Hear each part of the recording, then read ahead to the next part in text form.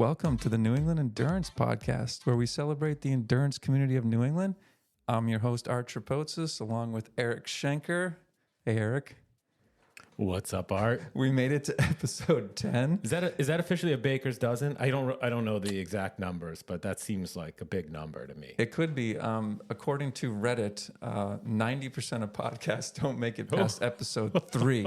So we're in the top 10%. Holy cow. That's unbelievable. Rich roll out of the way, buddy. That's right, baby. So how you been? I've been good. We got a lot to catch up on. We've been both traveling. We've both been endurancing in different parts of the world. I have to ask you, I know you've been in Girona riding your bike. Girona better than New England? Do you want to stay in New England? Are you going to put me on the spot here? Yeah, I mean, are we going to... I think we can start to decide if we want to bring, annex a couple locations. So, I've thought about annexing Portland, Oregon. We'll touch on that in a minute, but would you like to annex Girona and make that part of New England? I might. Mostly because of their delicious roads with no cars, their half pints of beers for $1.50. It was a fantastic experience. How was Portland?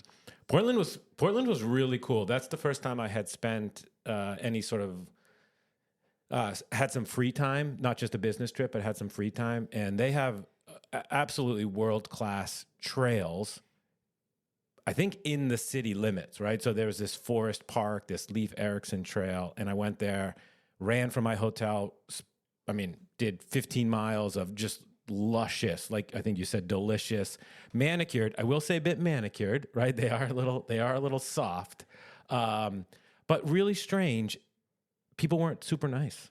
So it was a really weird experience. I'm out there. It's a beautiful day. It's not raining. It's sunny. It's cool. There's no humidity. The flowers are blooming. The birds are chirping. The dogs are super nice. So I like all the dogs of Portland. But man, people were not waving. And I found that really, really strange and something that was foreign to me, because I do think here in New England, when you're out there and you cross paths with somebody on the trail or on the roads or on the bike, they kind of wave. You acknowledge them. So that was my one big sort of oddity or observation from the trails out. I had a similar issue in Girona. We did this climb called Els Angels, and it's about a 45-minute climb if you go my pace. And I must have seen about 100 people coming back down the mountain, and not a single person waved. I'm like, hey, what's going on here? Yeah, it's super weird. So, I enjoyed it, and I think we've said it in past. I really enjoy the Pacific Northwest, and Portland was a wonderful experience, but the camaraderie of the endurance community here in New England is still number one. Everyone waves New England. Still the best, yeah. So, all right. So today, let's get to our episode today. We're going to chat with the co-founder of the infamous Reach the Beach running relay, now called the Ragnar Road Reach the Beach Relay. And his name's Mike Dion. What's up, Mike? How you doing? Glad to be excellent. Here. Great to have you. We want to hear how this crazy but awesome event from our home state. We're all from New Hampshire. That's Shout right. out New Hampshire. Granite Go State, New Hampshire. live free or die. Live free or die. So we want to hear how this thing got started, how Ragnar plays into this, and what else you're doing for events in New England. Yeah, no, we're super excited to have Mike here. I've known Mike for a number of years now. We worked closely together with Ragnar and a little bit of Reach the Beach. And Mike is the co-founder of Reach the Beach. This September 2024 marks 25 years of Reach the Beach. Is that right? Is that 25 years. diamond? The 25th running. Is 25 like the diamond? I don't remember which the diamond anniversary is. I better figure that out by next year. But he is. So September 2024 marks the 25th year of the event, which is now called the Ragnar Road Reach the Beach, and will host over 3,500 participants.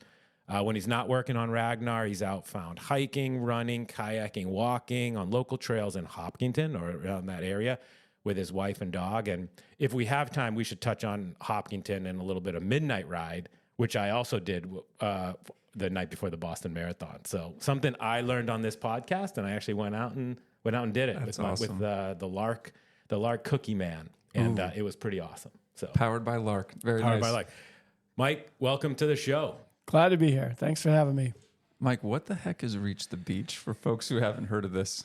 Reach the Beach is an event that makes running social. Okay. Running normally solitary, you're out there on the roads. Yeah. Like you said, you wave to people going by. But what drew me to create an event like Reach the Beach was the camaraderie. Back in 1998, I was at a sales conference out in California. A couple of guys knew I was a runner, and every year this rep firm that we worked with would put together a team in Portland for the Hood to Coast relay. And they came and said, "Hey, Mike, will you come back in August and be on our team?" And I said, "Sure, why not?" So my wife and I packed up our newly 3-month-old daughter and flew to Oregon. And we actually stayed with a friend of hers who worked at Nike at the time, and her husband was also running on a different team for Hood to Coast. Anyway, these guys picked me up. They had everything planned, dialed in. They had the vans, they had the food, they had everything. All I had to do was get out and run. I knew a few people from the company I worked for at the time, but the rest of the people I didn't know. But by the end of the weekend, they were buds. I had felt like I had known them for years. You're like, wow, that was amazing. On the plane back, I was telling my wife, I was like, honey, there's nothing like this in the East Coast, and people would love it. I know they will. I'm gonna put one of these on. And so I went home and found I found a friend who was crazy enough to buy into this. And it took him a couple of beers to kind of agree to it, because his first thought was, no, this isn't going to work. And then kind of worked on him a little bit. And we said, let's just drive to New Hampshire and we'll see what we can find. And we coming from New Hampshire, we hiked in the White Mountains, camped up there, everything. We knew how beautiful it was. And we just said, that's where we want to start, right? White Mountains to the beach. And so we kind of did an initial drive and kind of sort of mapped out a course and said, let's do it. And where was that start, or where is it today? Let's see. The initial start plan was at Loon Mountain. Okay. That was where we had planned to start. And literally like weeks before, the National Forest Service at Ixnay on Kangamongas Highway. Yeah. So we had to kind of make a quick reroute the first year. And we ended up starting the race. We did pack and pick up at Loon Mountain. And then down the road on Route 3 over in Twin Mountain, there's a Beaver Brook rest area, kind of a big parking lot hiking spot. And we used that to stage the start. And then went up Route 3 and over to Bretton Woods and down 302. And so that's the first couple of years, that's what we did. Nice. And what beach does it end at? Ends at Hampton Beach State Park. Ooh, that's the beach you used to cruise back and forth. Oh, yeah. In your Absolutely. Toyota Corolla with the windows down. As all good New Hampshire teenagers once did. What's a weekend look like? Can you just again, you're talking to millions of folks here who don't know anything about this event. Give them the broad strokes. 'Cause I think you touched a little bit on it, but I don't know that people really know the intimate details of what a weekend looks like for Reach the Beach. All right. So weekend involves first step, pulling together up to 11 of your closest or not so close friends, family, coworkers, whoever you can find that can move. I think you can usually get 8, and then you get 3 randos that somebody else sort of knows, right? Exactly. It's rare a friend of a friend of a friend. It's rare that it's all 11 are that tight. Usually there's just like you, right? I mean, isn't that how you got started? Somebody said, absolutely. Oh, I know a guy who will do it. Yeah, exactly. Absolutely. So you end up knowing a few of the people well and the rest not so well.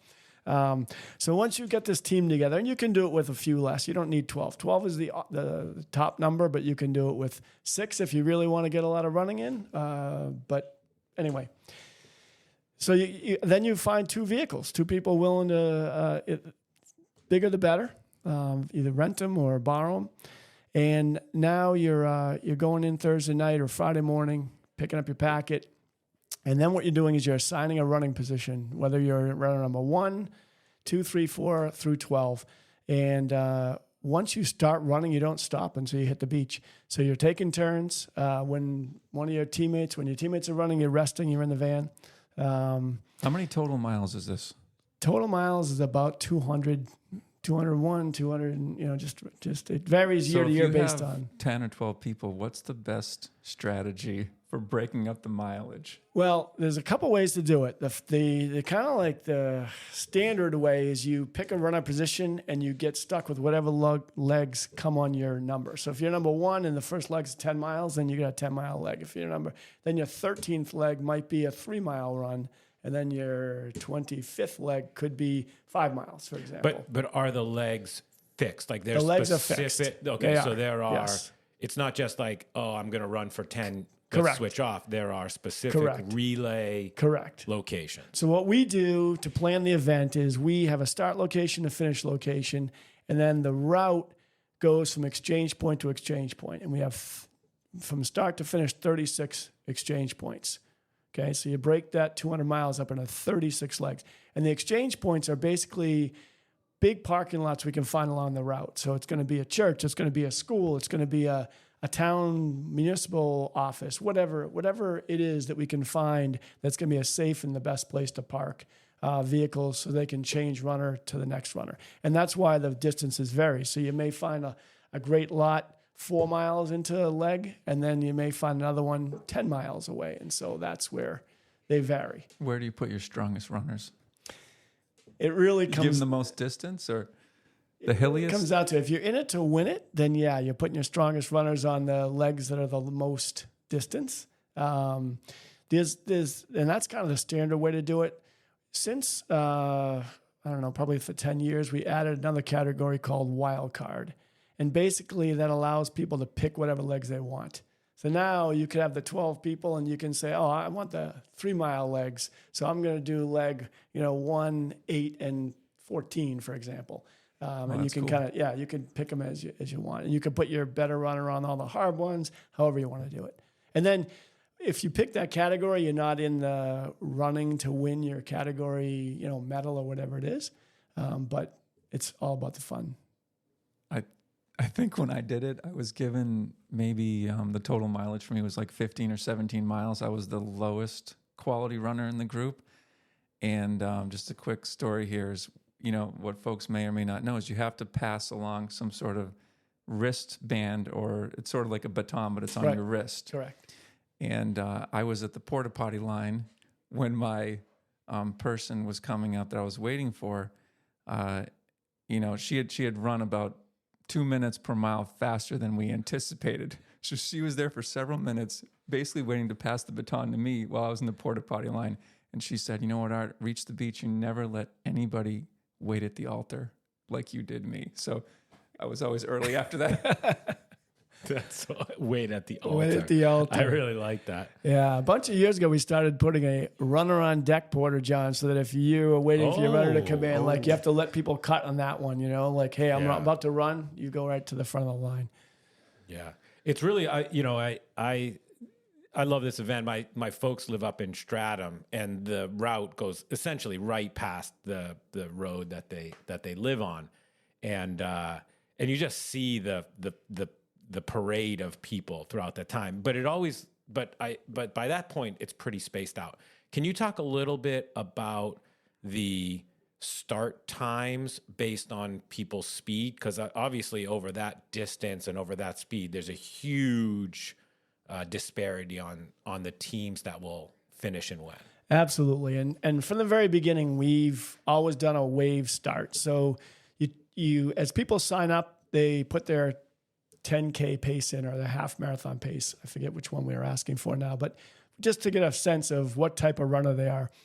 And based on that, we average that together for the whole team, and then try to seed the teams based on their expected finish time. So if you're a slower team, you're going to start early in the morning. If you're a faster team, you're going to start later in the day. And that way, we've got a nice stream of runners spread out over the road. You're not stopping up traffic. You're not causing congestion. You're not overwhelming the exchange points.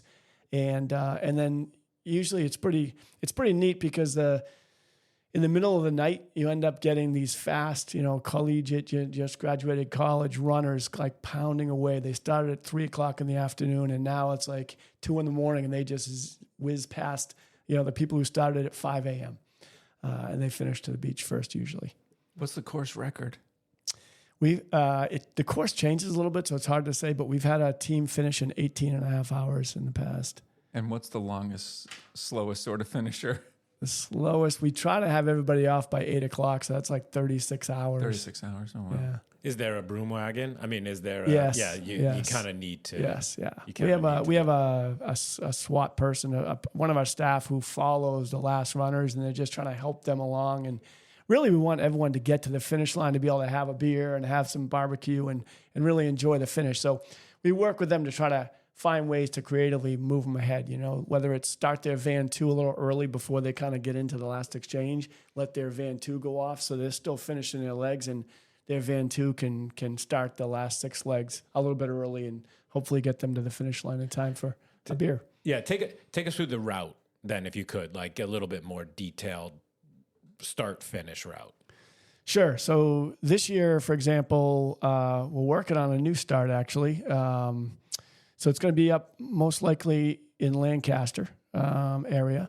And then Bretton Woods will still be Exchange 6. So the first set of legs will be from Lancaster kind of through a couple of those northern New Hampshire towns and communities, ending up at Bretton Woods. And then Bretton Woods will be where... Yeah, Bretton Woods is fun. I was at Bretton Woods Exchange this past year, and there's music pumping. There's an announcer. I mean, there's a gear store. That's an there's exciting a lot spot. going on. Yeah, absolutely. We have a lot of vendors and partners there that show up and make that fun. So that'll still be cranking. From Bretton Woods, we'll then head back towards 302 towards Cannon Mountain, and Twin Mountain. We'll run through Twin Mountain and just head north from there through.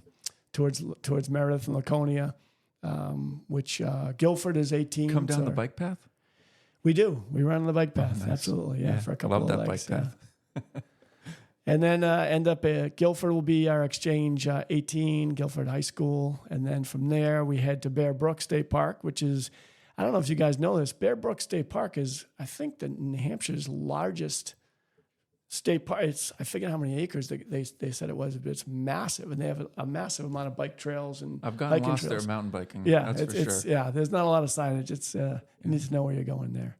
But anyway, that's been our Exchange 24 forever, and typically that place has been dark. There's not a lot of lights there, not a lot of cell coverage there, but.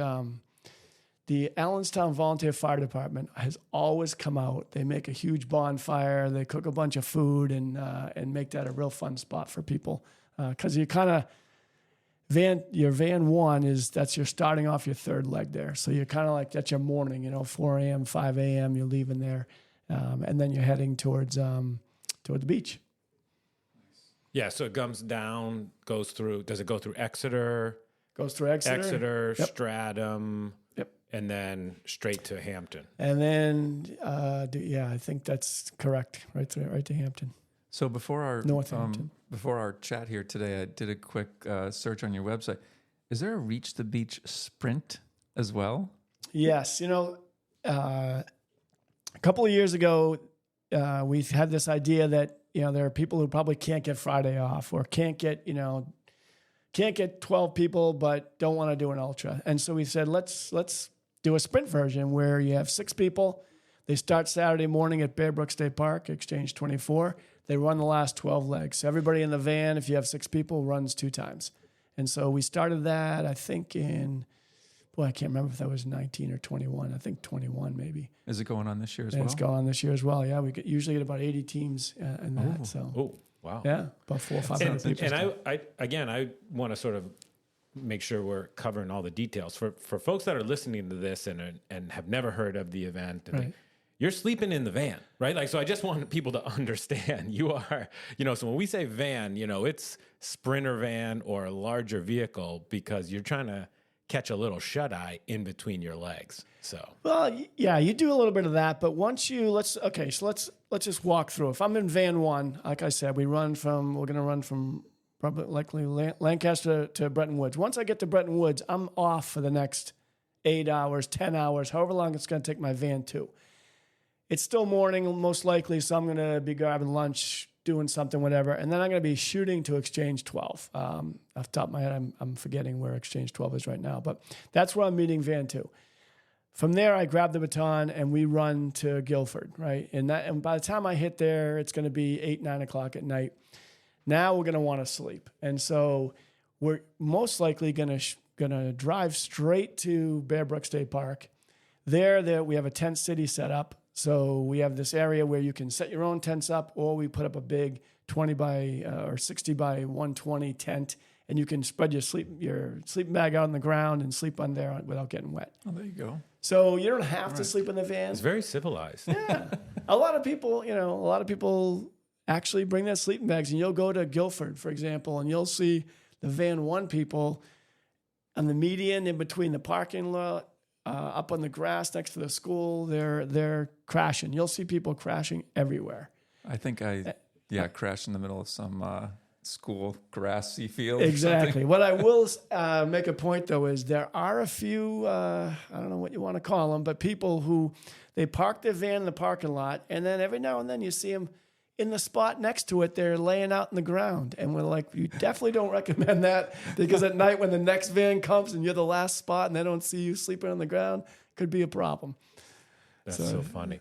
I want to talk a little bit about where you see the future of Reach the Beach, but I still want to make sure I'm focusing on sort of the welcoming sense. So,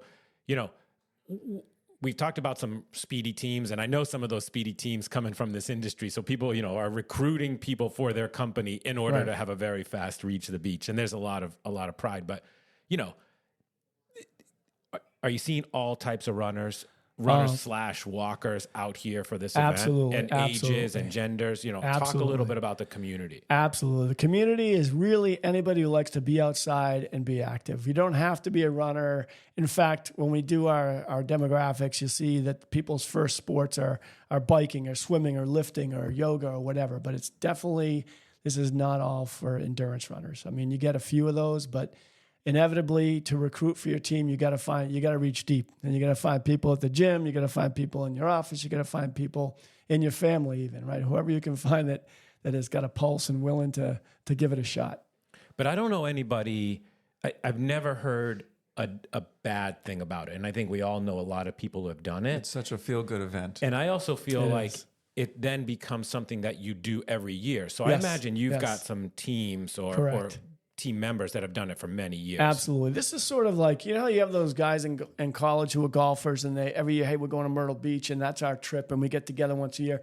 This is that sort of trip for people who are active, who are outdoor people, right? They get the team together every year, and they look forward to that, and they plan it. And like you mentioned earlier before the show, they're getting costumes, or they're booking a certain condo because that's what they've been doing. And they go up there early, and they're in the condo. And everybody's got their jobs in terms of for the team. I'm taking care of the food, or I'm taking care of the van rental, or I'm taking care of the hotel, or whatever it is. Yeah, I love the van decoration too. Like people go all out on the van decorations and the team names, and there's some. Oh, the team names are so clever. What's your do you have a favorite? Scrambled Legs and Aiken is a great Scrambled one. Legs and Aiken. I always love that one. That's a really good one. So I mean, 25 years is a heck of a run, Mike. That's really impressive. Do you see it going for another 25? I do. What do you think? I do. I mean, okay, so we talked a little bit about the running part of it. We talked about the exchanges. What we haven't talked about yet is the community, the New Hampshire community that comes out. And that's the thing that, as a race director, has always amazed me, that we reach out to the local community to support some of these exchange points. So, the people at the different schools, churches, wherever we're parking or hosting the exchange, we reach out to groups in that area, and we donate to them for their class fundraiser or their, whatever they're raising money for. And so they come out and they put such an energy into it. It's amazing. They usually dress up. A lot of times, the first few years of Reach the Beach, we would be driving along, we'd come to an exchange, 2 a.m, and there's a community school of 5th graders and 6th graders, and they've fresh baked chocolate chip cookies that they're handing out to the runners. And you're like, oh my gosh, right? 2 a.m, and these people are out here, chipper as can be, they're cheering you on, and you're like, wow.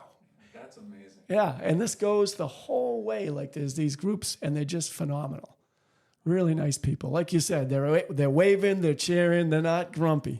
And we heard the same thing when we talked to our friends from the Ranger, right? So we interviewed a really great couple that runs an enduro race in Vermont, and they said the same thing. The whole town comes out and welcomes them, and it's a good feeling about New Hampshire and New England in general. It is. So. It's phenomenal.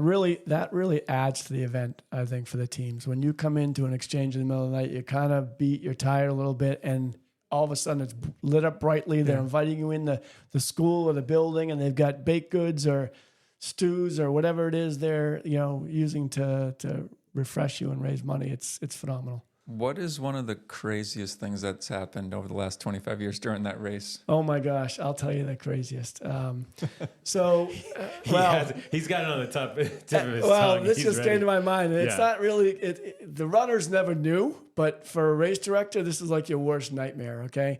We were at Cannon Mountain Start at the time, okay?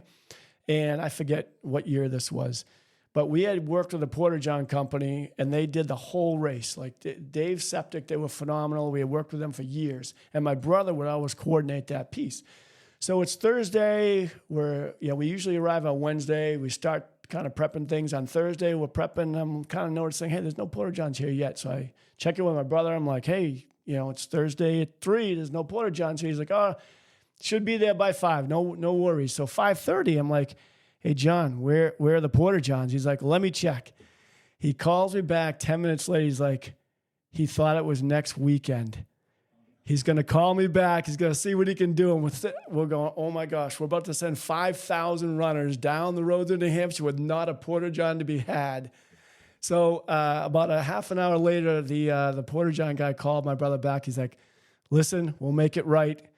I'm getting all my guys back in. We're going to go all the night. So those guys did an overnighter, and they got every single one in place. They had vans. They were hopping Porta-Johns. They were hopping Porta-Johns. They did their own reach the beach, but with Porta-Johns. Exactly. It was amazing. Could have been disastrous. It could have been disastrous. That's a surefire way to not get a race permit. Absolutely. The next year, absolutely. Right? Yeah, that would have been a nightmare. That would have been carnage. So you started Reach the Beach, and now it's the Ragnar Road Reach the Beach. Where does Ragnar fit into all of this, Mike? Yeah, good question. So like I mentioned, 1998, I had my first daughter. My partner, Rich, he had kids. I had 4 kids total. So by the time, and this is the kind of thing, labor of love, work a full-time day job, come home, put the kids to bed, and then work more on Reach the Beach at night, right? That's how kind of life went for the first 10 years. And then in 2009, I think it was, I got a call from the founder of Ragnar, Tanner Bell. And he's like, hey, Mike, I'd love to meet you. Have a cup of coffee. So I did. We sat down for a cup of coffee. And I was kind of all in the back of my mind going, why does this guy want to meet with me? Their competition. Yeah, he's going to sue me. One year they tried to put their Cape, at the time they had the Cape Cod relay or similar relay, and they had put it the same time as Reach the Beach, and it flopped. So they moved it to the spring. And then after that, I'm kind of thinking, I want to let you. So anyway, I go back and I'm like, Rich, we got to start another relay that in the spring. So we started the Wachusett to Horseneck relay, 200 miles, same thing. Started at Wachusett Mountain, ended at Horseneck State Beach in Massachusetts. And so that, again, added more planning, more work. Finally, by 2013, we had put on a New Jersey event as well, and we were just both up to our ears in work, Ragnar, family, everything was just getting to be a lot, especially with the advent of all the stuff that needed to be done with Facebook and internet and blah, blah, blah. So Ragnar, CEO at the time, called and asked if we'd be interested in a partnership. And so we talked and basically worked out a deal where they own majority of the event, and we kept being the race director. So we got to do what we loved, directing the event, making sure it was the event that we wanted, but without all the other periphery stuff, the worrying about the websites and the best of both worlds. Yeah, exactly. The HR stuff. So it was great. It's worked out really well. Ragnar wanted us to be the race directors and wanted to learn best practices from what we had been doing and what they had been doing, and it's really worked out. Sounds like a successful partnership. Yeah. That's cool. Yeah, True. and they're great folks at Ragnar. I mean, that's where you and I met. Yep. Mike, because we had the company I was with, we had a partnership with Ragnar, and I do think when you can combine two events like that, you can each learn from each other. And I think they run very professional events, and you run very professional events. And I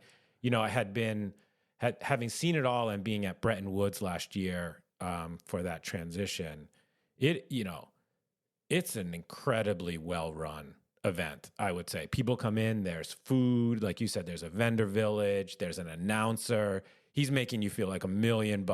Like, who is that? Like that crazy guy that was on the mic. I imagine he does it. Was it Brandon? We have a couple, but Brandon or Ryan, one of those two. I don't remember, but he was so full of energy, and no, it was great. It's just all smiles. I just saw all smiles. People that were running and people that were about to go out there, and it feels like an all smiles kind of an event. And I would say there's more smiles at the finish. So you want to maybe just talk a little bit about the finish, because the finish is really special. Absolutely. The finish has always been phenomenal and special because it finishes right in the beach, literally Hampton Beach State Park.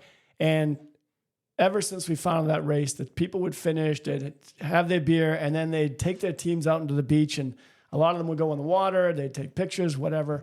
But it's just a great vibe. And we work with the Hampton Rotary Club to set up a beer garden. They've done a phenomenal job.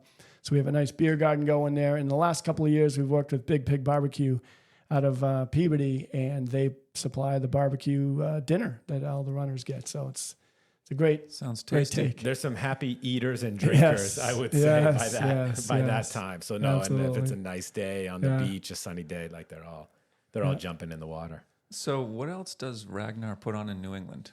So we have the New England Road Relay, which is coming up in May 17th and 18th, I believe that is. And it used to be the Cape Cod Relay, and a couple of years ago we moved it. So it starts in Connecticut, in Groton, Connecticut, and it ends in Quincy, Mass. How many miles? So kind of same 200 miles, same format, 36 legs, teams of up to 12. And that's a great event. It goes through 3 states, beautiful scenery, finishing at Squantum Point Park, which overlooks Boston Harbor. So it's a really pretty And when finish. does that happen? That happens May 17th and 18th. Oh, it's coming up. Registration is closed. Yeah, when this airs, that registration will likely be closed. Okay. Yep. What other events? And then the Vermont Trail, probably back in 2014 and 15, Ragnar started a trail relay series, which is very different than the road. There are up to 8 people on a trail team. 3 trails in the woods, a green loop, which is kind of an easier 3 to 4 mile loop, a yellow loop, usually 4 to 5, and a red loop, which is usually 6 or 7, and a lot more elevation. And you camp instead of being in a van, which is, for some people, is a lot more fun.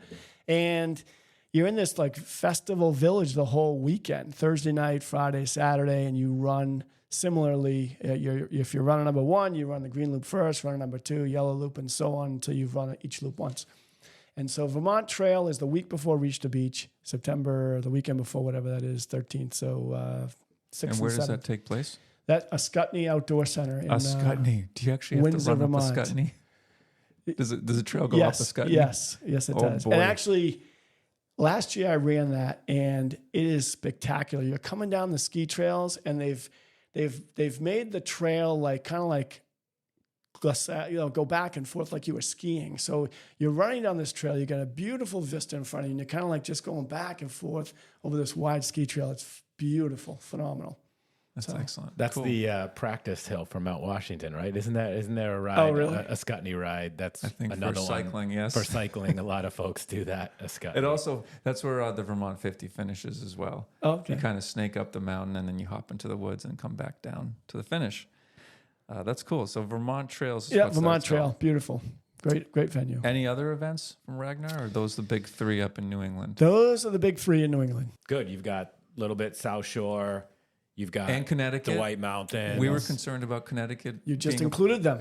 Being a place of endurance. Still questionable if we're going to include Connecticut in New England. But then obviously the best, of course, is New Hampshire and the White Mountains love New all Hampshire. the way to the beach. See that? I mean, if that race doesn't encapsulate why New England is so spectacular that you're literally running from the mountains to the ocean. Yes. Past majestic rivers and lakes, Winnipesaukee, and I mean it's gorgeous. That's amazing. What is one of your favorite endurance events in New England? Any hidden gems? Well, I'll tell you, it's not a organized event, but something I've done a couple times and loved is the Pemi-Loop run. Have you ever heard of that? Oh boy, here we go.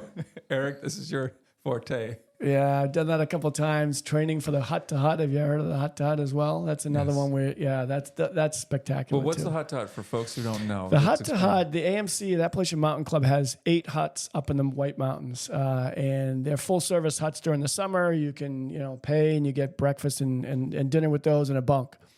And so the Hut-to-Hut run is something that endurance nerds do, and you basically start at midnight at the first hut, and you hike, run, whatever you can do to get to the last hut as quick as possible. So you start at Madison? You start at either Carter or Lonesome Lake. Okay. Those are the two kind of either ends. I mean, you could start at anyone, but you'd be backtracking. Those are the ones that go point to point. And how many miles is that? And it's about 50 miles and about 18,000 feet of climbing. Oh my. And the Pemi-Loop's like what, 25 miles?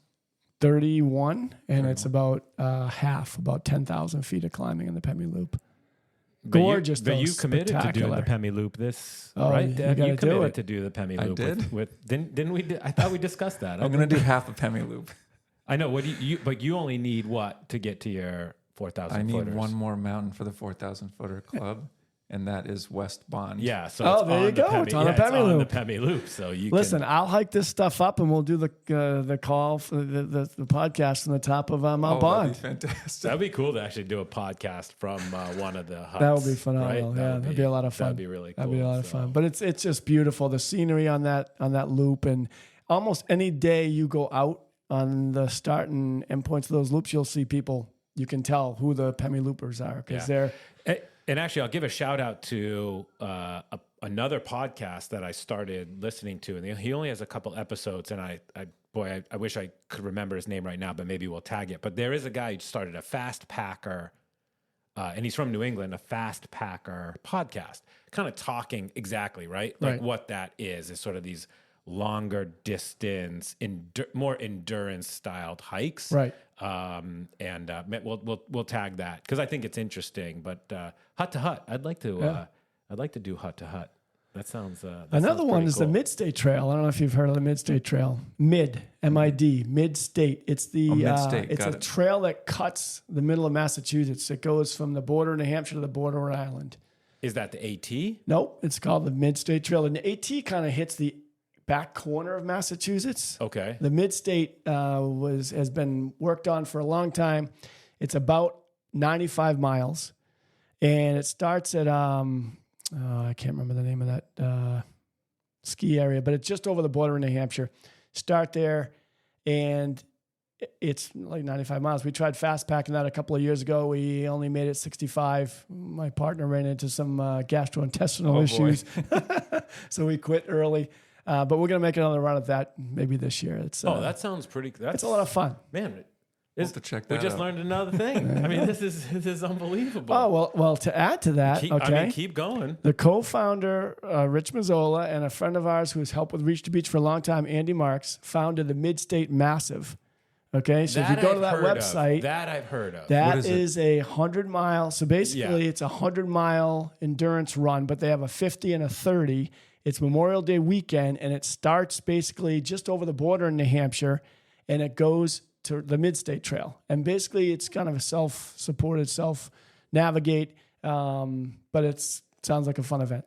Those are some real hidden gems for the runners out Mike, there. you just won the Hidden Gem Award now, I would say. So, and I like the fact that a couple of things you mentioned are not, you're not pinning a bib on, right? It's something that you can just go out there and do. Grab a buddy and go do it. With some training, with some knowledge on the weather. Let's just be smart. Absolutely. It's still New England. So anything else you would love to, like, let's plug Reach the Beach, right? Like there's still a couple slots left for There's some still vans. slots left. Yeah. Yep, for Reach the Beach, and we'd love to have you give it a try. It's beautiful. Yeah. When does Phenomenal event. registration sort of close for that? Registration closes August 13th. Okay. So So there's got a little time to time. put a team together. Time to still. put a team together, absolutely. Plenty of time. You want 12 folks. You want up to 12 Don't people. need to be your closest friends. No, But and you can use a minivan or an SUV if you want. It'll be a little Yeah. tight, but that's Yeah. okay. The closer you are together, the better it's going to be, right? All right. So that's great. So it's still time to register, and I think that's great. Hopefully there'll be some folks from all walks of life that we might bring to the table. So, Mike, we started talking about Portland and Girona. New Jersey was mentioned. Briefly, Connecticut. we did mention Connecticut. Mention Connecticut. This is the New England Endurance Podcast. Why do you think New England is the best region in the country for endurance sports? We covered it, I think, because you've got the spectacular White Mountains, you've got the beautiful oceans, and then the rolling hills and kind of little towns in between. I don't know. To me, it's got it all. You got winter, you got summer, you got all the seasons, the beauty of the colors change. The leaves changing colors, the winter ruggedness and snow and ice. So you got it all. The variety, right? And you want to go.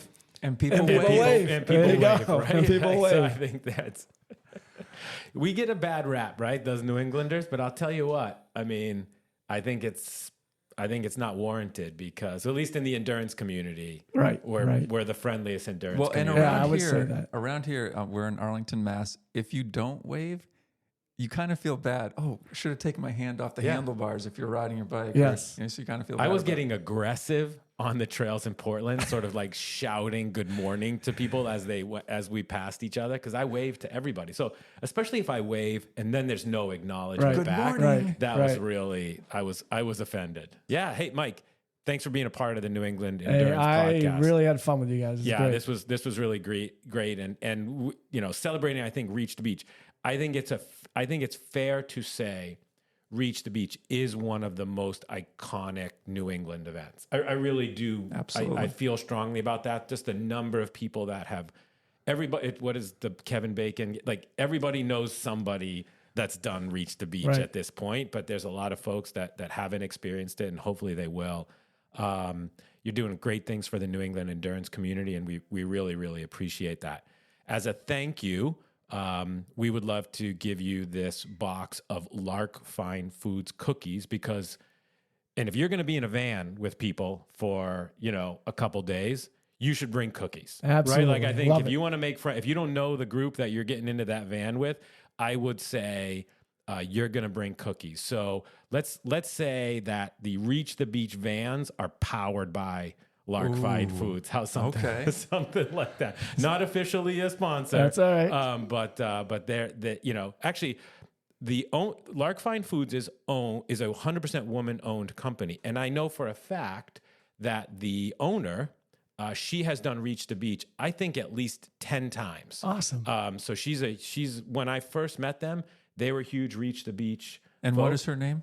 Her name is Brooke Carroll. She is Shout out to Brooke. shout out the and you should connect me with her. We should maybe do something if she's run this 10 100% times. woman-owned cookie company, and a former Reach the Beach mega star Love of fast women from Hamilton, Massachusetts, and the North Shore. Cool. Mike, thanks Love so it. much for being here. I'm so happy that you followed your dream to create this event because it's an incredible event, and I hope our listeners who haven't done it before will register. Or maybe just come out and cheer, one at Bretton Woods or at the finish or something like Yeah. that. Yeah. Hampton Beach. So thanks to our sponsors, Lark Fine Foods, also the Everyday Athlete, a book about balancing work, family, and fitness. Hey, Eric, I'm excited about our new sponsor. Can you believe it? People are asking to sponsor us. But this one is pretty cool. This one I was introduced to from a friend of mine, and we've been talking, and it's called Kinetic, Kenetik. It's a ketone drink. This is the world's first and only bio-identical ketone drink, and the only ketone drink that tastes delicious. And tasting delicious is a sort of an understatement because the comparative, the other big sort of ketone drink on the market today, tastes like nail polish. Will it help me be a better athlete? It will help you be a better athlete. So flavor is super good. It's a patented formula, but what I like about it is it's caffeine free and it's sugar free. So it's not an energy drink, right? Like this isn't a Red Bull. So it's kinetic, and in fact, if you want to try kinetic for 10% off today, just head over to Drink Kinetic. That's drink and then KENETIK.com and use code. What do you think I used for the code? I'm not sure. Endurance. Love it. Easy to remember. So drinkkinetic.com and use code endurance for 10% off. And for those who want to learn more about the Ragnar Reach the Beach Relay or the other Ragnar events, you can go to runragnar.com, and we'll tag them on our Instagram page at New England Endurance. So until next time, get out there, rain or shine, drop some hammers, and explore the beautiful terrain of New England. Eric, you got one more thing to say? And wave. And wave. And wave. Yes, There you go. wave to your Absolutely. fellow. And wave. Smile and wave. Excellent. Thank you.